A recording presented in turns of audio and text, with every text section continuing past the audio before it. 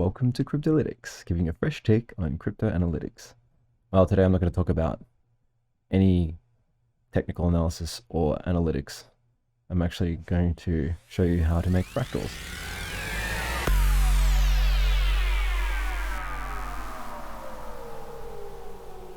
So here's one that I just made, and you can see in the last scene, the one behind me, it's not in this project file, but yeah, I just wanted to show how I make fractals for my fractal art NFT collection that I'm building. So there we go. Oh, there's another one. There's a lot in this project file here. Let's just go from scratch. I'm just gonna like turn all of these off. So all I have is this background here. So I'm actually going to start from absolute scratch, from zero. So what I do is I get the brush tool. So I get a few colors that I like. Green, for example. I'm just going to go for a larger brush size on this one.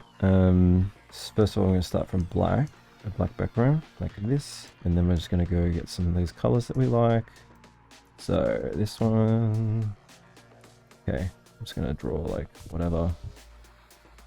This brush size is probably a bit big. I like this green. It's like really intense, but yeah, looks good. And let's go for a pink. Other colors we like. One of these blues, these sky blues, are quite nice. Usually it runs a bit better than this, but it's my OBS. Playing tricks. Also a purple. I'm sure they've got a purple. Like this. And I'm just gonna get like it around here, I guess. Get some of this green in here. That'll do. Okay, the next phase is we're gonna go turn this weird bunch of brush strokes into a gradient. So you'll see our gradient will pop up in a second. It's quite nice. We can back that off a little bit. It's probably a bit intense. Yeah, it's not too bad. Let's back it off a little bit more. And that's not enough now. That's kind of okay. Cool, I can work with that. Not my best gradient, but this is just an example. So we're just going to Control J, which is going to duplicate the layer. I'm going to go into here in curves and select the pencil tool and just start like putting in dots. You see it's starting to do all this crazy stuff.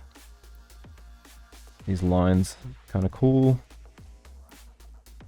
And maybe some black bands. So anything under this line will create black stuff, like dark stuff. And anything above will create colorful stuff. I think that's okay. Like one more for good measure. And then the greens are really intense, so I'm just gonna like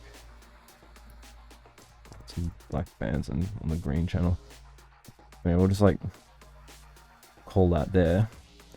So then we're just gonna find some like kind of interesting part about this. I'm going to put a grid on and draw the grid in the middle. The way I do that is crop and then draw it and it snaps to the center. So that's all good. I want this. This is cool.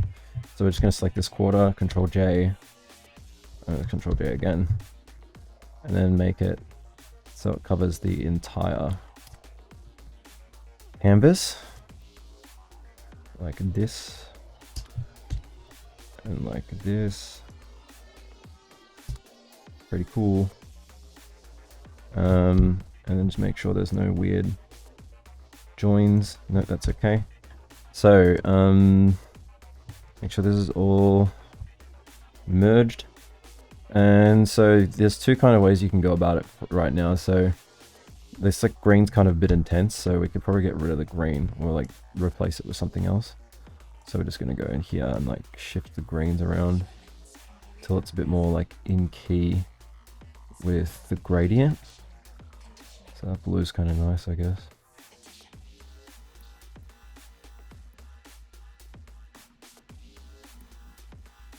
It's kind of cool. Yellows, ship those around too.